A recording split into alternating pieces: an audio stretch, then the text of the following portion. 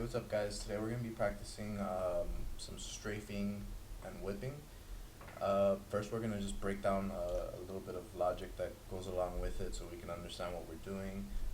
These, by the way, are the settings I'm going to be using in this video. Feel free to pause that. So, pretty much when we're in an interaction, what we're going to end up doing is, if we're strafing around a corner, we're going to want to stop as quickly as possible once we see someone. Start shooting. Obviously, we want to kill them as soon as we see them. So, and this is, I'm assuming this is common knowledge. If you're just strafing to the right by holding D, as soon as you want to stop, you're gonna tap the A. Just tap it so that it counteracts the fact that you're moving one way. So if you're moving to the right, if you tap to the left just for a second, it's gonna stop you as quick as you can pretty much stop. The same goes with crouching. You can just crouch, but I wouldn't suggest doing it that way. So what I feel like a lot of people do, or at least a lot of people who are trying to learn how to aim and stuff, they'll stop, and let's say this is our enemy. So they'll be strafing, they'll stop, and then they'll whip to this location and try to kill the person. So you're strafing, you stop, and then you whip and try to kill them. So strafe, stop, whip. Strafe, stop, whip. What we're going to be practicing today is actually a little different. It's going to be strafe, whip, and then stop. So we want to be able to whip to this person before we stop our strafe. We don't actually want to stop our movement, then take a moment to aim at this and then shoot. We just want to be able to spot the person right here, whip to them while we're still strafing, stop the strafe, kill them, and keep moving. So this is what it would look like somewhat. Not very good at this, but I feel like this is a very strong idea that we should be practicing.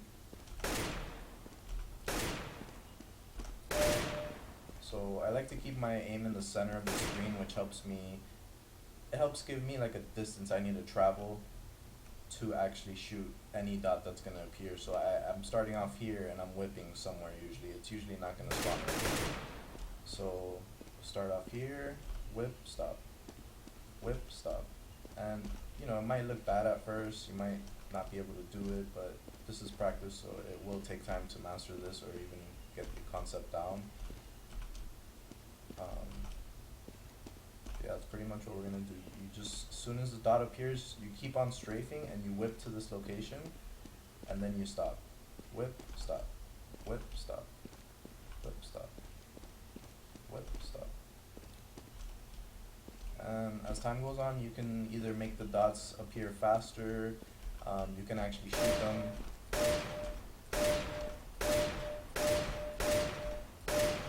It's up to you how you practice. Just try to get in this habit of whipping before you stop. Even though, and it takes a lot of practice because you gotta realize if you're moving to the left, to whip this way, you're going against your motion, so it's gonna be harder to pull this way. Whereas if you're going with your motion, so let's say the dot's over here, and I'm strafing this way anyways, it's going with the motion, so it's gonna, if you're going with the motion, like if I'm moving left, and I'm aiming left, it's gonna move faster than if I was just standing still and I aimed left. So I have to compensate for that. The same thing if I'm going against my movement. So I'm moving left, but I'm aiming right. It's gonna be harder to do that than it would be, like it's just not, you're not standing still, so you have to compensate for all of the movement that you're doing, and that's why I think you should be practicing this. It's a very strong tactic and